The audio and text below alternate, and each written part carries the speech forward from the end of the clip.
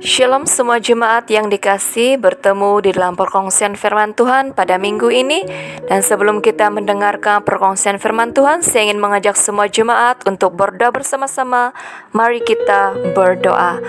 Bapa kami yang berada dalam kerajaan surga, kami mengucap syukur karena sehingga saat ini kami ada, karena semua itu berkat kemurahan-Mu. Sebentar nanti kami akan mendengarkan perkongsian firman-Mu. Bila Engkau yang berbicara untuk setiap pribadi kami, supaya melalui firman-Mu yang kami dengar, ini dapat memberkati kami semua. Dalam nama Yesus Kristus kami berdoa dan menyambut kebenaran firman-Mu ini. Amin.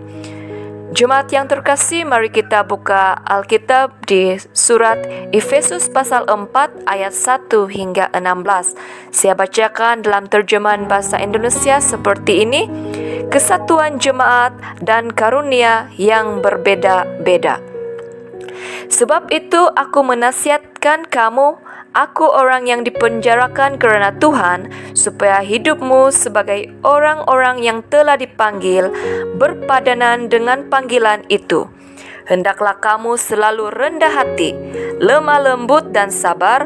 Tunjukkanlah kasihmu dalam hal saling membantu, dan berusahalah memelihara kesatuan roh oleh ikatan damai sejahtera. Satu tubuh dan satu roh, sebagaimana kamu telah dipanggil kepada satu pengharapan yang terkandung dalam panggilanmu. Satu Tuhan, satu iman, satu baptisan, satu Allah dan Bapa dari semua, Allah yang di atas semua dan oleh semua dan di dalam semua.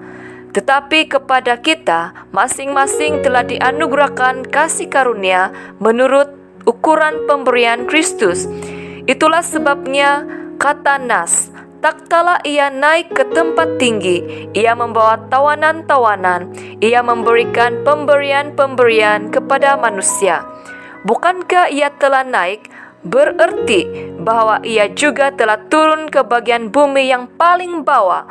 Ia yang telah turun, ia juga yang telah naik jauh lebih tinggi daripada semua langit untuk memenuhkan segala sesuatu.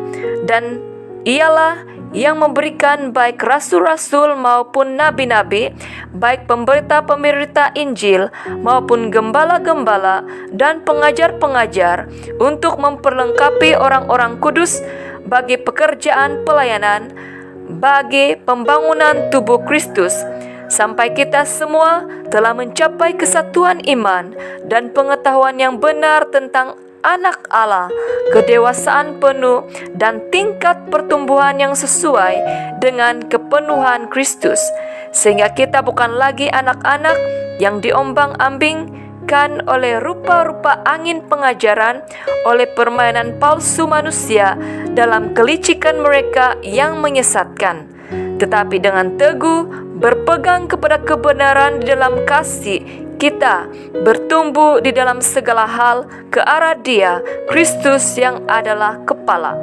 Daripadanya lah seluruh tubuh yang rapi tersusun dan diikat menjadi satu oleh pelayanan semua bahagiannya, sesuai dengan kadar pekerjaan tiap-tiap anggota, menerima pertumbuhannya dan membangun dirinya dalam kasih. Amin.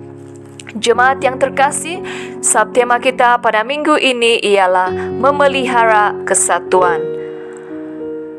Penulis surat Efesus ini ialah Paulus, yang ditulis ketika dia berada di penjara di Roma, dan ini ditujukan kepada orang-orang percaya di Efesus.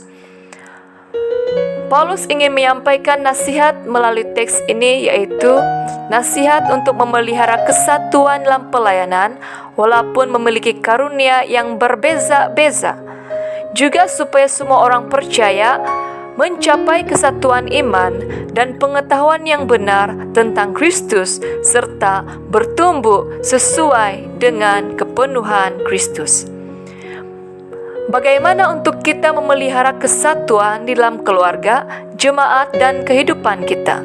Yang pertama, hidup harus sesuai dan sepadan dengan panggilan kita sebagai anak Tuhan. Yang kedua, hidup dengan kerendahan hati, tidak meninggikan diri, lemah lembut, sabar, dan menunjukkan kasih dengan saling membantu. Yang ketiga, kita haruslah berusaha memelihara kesatuan roh oleh ikatan damai sejahtera. Jika terdapat perselisihan faham, sila selesaikan dengan cara yang baik, berdepan dengan orang yang berkenan, dan bukannya mengumpat dari belakang. Hindari pergaduhan dan persengketaan yang tidak membawa keuntungan dan kebaikan bagi semua pihak. Yang keempat, mengingat bahwa hanya satu Tuhan dan menjadikan Kristus sebagai kepala dalam segala hal.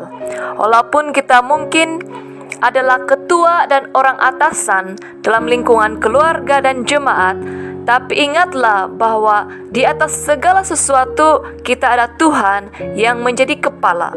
Maka kita haruslah menjadi teladan yang baik bagi orang di bawah kita dan bekerja sama sebagai satu rakan pelayanan. Yang kelima, setiap daripada kita telah dianugerahkan kasih karunia menurut ukuran pemberian Kristus, supaya kita dapat saling memperlengkapi bagi kesatuan tubuh Kristus. Karunia, talenta, dan bakat yang ada pada diri kita diberikan Tuhan, supaya kita semua dapat mempermuliakan nama Tuhan dan menjadi berkat bagi orang lain. Bukan bertujuan untuk membanggakan diri, bukan bertujuan untuk menjatuhkan orang lain, dan bukannya untuk kepentingan diri kita sendiri. Jemaat yang terkasih, marilah kita mengingat bahwa kata lawan bagi membangun tubuh Kristus ialah mengutuki sesama, menjatuhkan sesama, dan saling berpecah. Ini akan menyebabkan kerosakan dan kehancuran tubuh Kristus. Oleh itu, marilah kita saling menerima kelebihan dan kekurangan sesama kita. Marilah kita saling memperlengkapi dalam setiap karunia yang kita miliki, dan bukannya untuk saling bersaing, saling mengkritik, dan saling mendengki. Karena ini tidak akan pernah menyenangkan hati Tuhan, dan ini hanya akan melukakan hati Tuhan apabila kita saling menjauhi, saling menghancurkan, dan saling merosakkan di antara satu dengan yang lain. Mari kita berdoa. Bapa kami yang berada dalam kerajaan syurga, kami mengucap syukur karena pada hari ini Engkau mengajar kami supaya kami memiliki dan memelihara kesatuan. Sebagaimana Tuhan Yesus telah berdoa tentang kesatuan untuk murid-muridnya, bahkan untuk kami semua, sehingga saat ini kami menikmati kesatuan itu. Biarlah kami memelihara kesatuan yang ada, supaya kami menjadi berkat terang dan garam untuk kemuliaan nama-Mu. Dalam nama Yesus kami ucap syukur dan berdoa. Amin. Salam kasih daripada saya, Gembala Felianivo. Tuhan menyertai dan memberkati kita semua. Amin.